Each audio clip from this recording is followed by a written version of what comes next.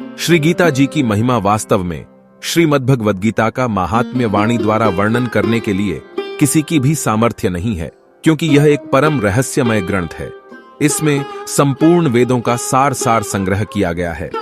इसकी संस्कृत इतनी सुंदर और सरल है कि थोड़ा अभ्यास करने से मनुष्य उसको सहज ही समझ सकता है, परंतु इसका आशय इतना गंभीर है कि आजीवन निरंतर अभ्यास करते रहने पर भी उसका अंत नहीं आता।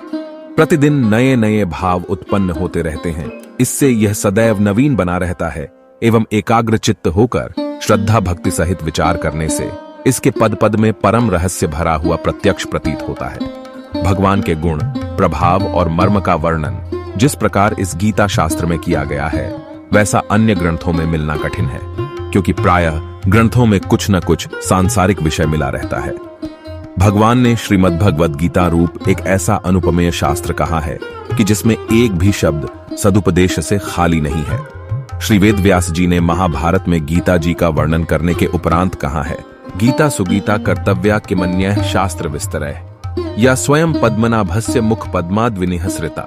गीता सुगीता करने योग्य है, अर्थात श्री गीता जी को भली प्रकार पराचकर अर्थ और भाव सहित अंतःकरण में धारण कर लेना मुख्य कर्तव्य है, जो कि स्वयं पद्मनाभ भगवान श्री विष्णु के मुखारविंद से निकली हुई है। फिर अन्य शास्त्रों के विस्तार से क्या प्रयोजन है?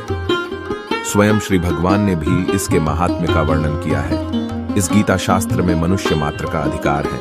चाहे वह किसी भी वर्ण आश्रम में स्थित हो, परंतु भगवान में श्रद्धालु और भक्तियुक्त अवश्य होना चाहिए,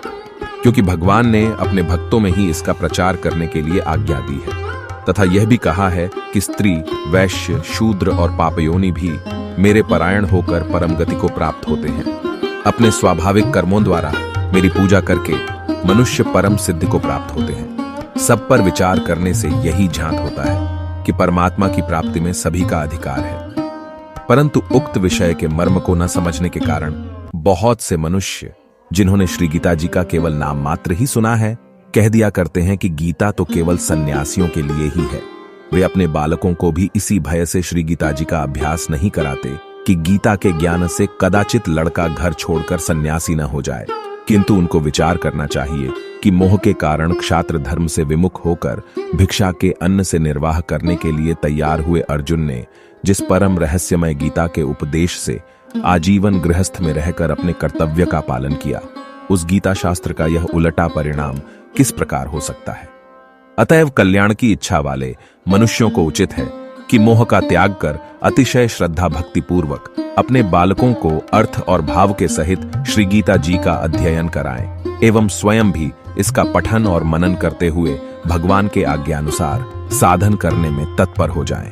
क्योंकि अति दुर्लभ मनुष्य शरीर को प्राप्त होकर अपने अमूल्य समय का एक क्षण भी दुख मूलक क्षणभंगुर भोगों के भोगने में नष्ट करना उचित नहीं है।